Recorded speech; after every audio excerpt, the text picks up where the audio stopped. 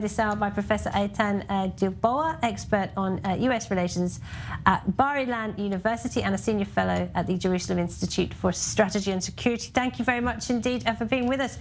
It is not a perfect deal by any means, is it? But hopefully everybody in Israel hoping and praying 13 of the hostages will be on their way home from 4 o'clock tomorrow. Yes. This has been a very difficult negotiation with a cruel terrorist organization, Nazi-like organization that likes to manipulate Israeli public opinion and play on the nerves of families of the hostages. It seems that Sinwar, the head of the Hamas in Gaza, wants to save as much time as possible to stop the war. He hopes to stay in Gaza after the war. This is not going to happen. The only way to stop the war would be for Hamas to get out of Gaza, to free Gaza of Hamas, surrender its weapons, and end the suffering and the misery of the Palestinian civilian population in Gaza.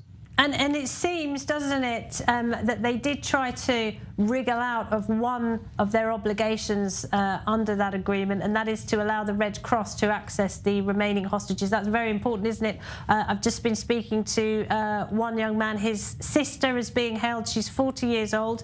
She's unlikely to be on the list of the first hostages to be released. People simply don't know if their loved ones are still alive 48 days later. Absolutely. Netanyahu said the other day that part of the agreement is Hamas's commitment to allow the International Red Cross to visit the hostages. I need to emphasize that Hamas is violating every rule of law, every legal law of wars, by denying the International Red Cross access to the hostages. Qatar did not mention today this item in the agreement. I think we should all be worried about it, and I hope that this item is going to be forced on Hamas. Otherwise, the value of the agreement would be seriously reduced. Stay with us, Professor Gilboa. I'm going to put that to our senior editor, Guy, as well, because as you were saying earlier, the Israeli government says that that is part of the agreement, and if Hamas does not fulfill that part of the agreement, then the deal is null and void. Is that right? Maybe that's a question to Professor Gilboa, because Minister Miki Zohar has said that that is indeed part of the agreement that Israel has signed with the US and Qatar, and that if Hamas does not follow that, it was certainly not in the statements both by Hamas and Qatar, then it is up to the US to guarantee the fulfillment of that very important clause, the visits of the Red Cross in Gaza to see all the Israeli hostages. Question is, how does the US impose this clause on Hamas and Qatar if this was part of the deal, maybe? Right, Professor Gilboa, how can Israel enforce that, or the United States enforce that, and make sure that Hamas does allow the Red Cross to access the hostages? We have not seen the agreement. And the delay by 1 day was caused by the failure of both Hamas and Qatar to sign the agreement. So we have to see what is in the agreement and what is not. If this clause is not in the agreement, then we are in trouble, I think. If the clause is in the agreement, still we need to make sure that Hamas lives up to that clause. The United States, unfortunately, does not have much leverage over Hamas.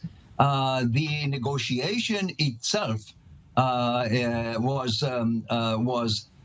done through a system by which Qatar connects with Hamas and applies pressure on Hamas. The United States applied pressure on Israel to agree to accept the different clauses. But the United States can apply pressure on Qatar to apply pressure on Hamas to live up to its obligations.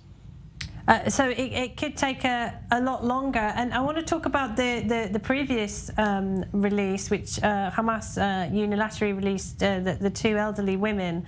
And they did try to use that release, didn't they, for propaganda purposes. One of the women, of course, her husband is still to this day being held by the terrorists and was speaking under duress. Do you think that they'll be attempting to use the release of the next group of hostages, or the first group of hostages? Of course. Yes, of course. Absolutely. This is exactly what we should expect and prepare to cope with. When hostages are released, usually it reflects favorably on the organization that releases them. However, the hostages in this particular case are women and children, young children, maybe a baby. So on balance, one should cancel the other. Hamas should not get a favorable image out of this. But they know very well how to manipulate the international media that has failed since the beginning of the war to truly describe what Hamas is all about, Hamas's ideology and Hamas's performance. So this we will have to see how much. It's not a question whether or not Hamas is going to manipulate the release. The only question is how successful it's going to be. Okay, thank you, Professor Gilboa. Stay with us. Actually, maybe Professor could want to hear this as well, because here's a statement that we read from Majority Leader Chuck Schumer just 2 days ago, and he is saying that this agreement will give the International Red Cross access to treat the hostages who remain in Gaza for the first time since they were taken on October 7th, and I will keep fighting for their safe release until every single hostage is freed from the grip of Hamas. So there you have it, another testimony of the fact that the Americans have made it very clear that the Red Cross need to be part of this deal, at least get access to all the other Israeli hostages that do remain under the captivity of Hamas. Okay, and of course, Hamas, as you pointed out, Professor, Hamas wants to survive. It wants to survive in Gaza. It's going to get a 4-day pause in the fighting. Israel insists that there will be no more than 10 days of a ceasefire. But how do you expect them to use those 4 days to regroup? And does that pose a threat to the IDF, to the troops? Yes, I think they will make an effort to assess the damage, because we are not so sure if they are fully aware of the damage that has happened during the beginning of the war. They will try then to regroup and prepare for the next phase. But before that, given the clause in the agreement that allows for adding days to the humanitarian pause, providing that they release at least 10 hostages every day, I'm sure they will make a tremendous effort to use this as a way to extend as much as possible the humanitarian pause. And we have heard today from both Qatar and also Iran. You know, Iran expressed approval of the agreement, saying that this will provide for a permanent ceasefire. But obviously, a ceasefire in this case would mean Hamas's survival, an outcome that Israel cannot afford and would not tolerate. And so we will see. I think that we should expect the stoppage of the Israeli military momentum is problematic. The military says it could handle it, but I think that if the humanitarian pause continues too much, say beyond 8 days perhaps, it's going to be very problematic to restart the military operation. Okay, thank you, Professor. Yep. And to that point exactly, the Israeli Defense Minister Yoav Gallant speaking just a short while ago, saying this will be a short pause in the fighting. At the end of it, fighting will continue with force, and there will be pressure that will bring back additional hostages. And he's saying we're expecting additional fighting of at least 2 months. I think that's the first time we hear of that time frame. In particular, some would see it as short, others would see it as long, because we also have been hearing statements of a war that could last as much as a year. So 2 months, I assume he means the time that is needed for the Israeli Defense Forces to take over the rest of the Gaza Strip. For now, it has completely, or almost completely, eliminated the Hamas strongholds in the northern parts of the Gaza Strip, but that is less than 30% of the territory of the entire strip.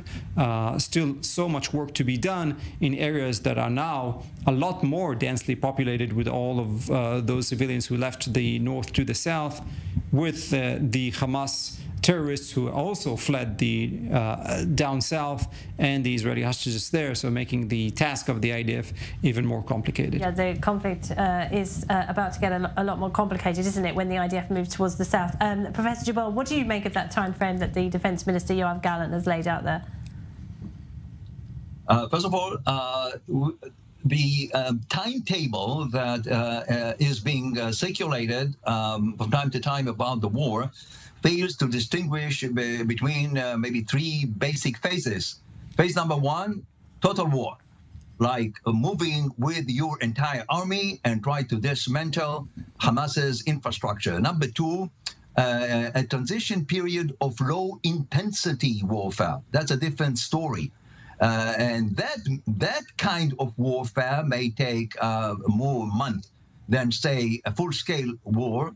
And the third phase would be after the war, because Israel will likely insist on its right of free access to prevent any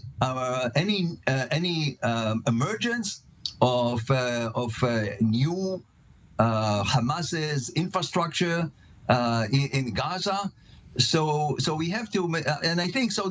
I think that Gallant referred to a full-scale war as compared to a low-intensity type of warfare that is expected to happen after the full-scale war ends. Okay, Professor Eytan Gilboa, thank you very much. We appreciate it. Thank you.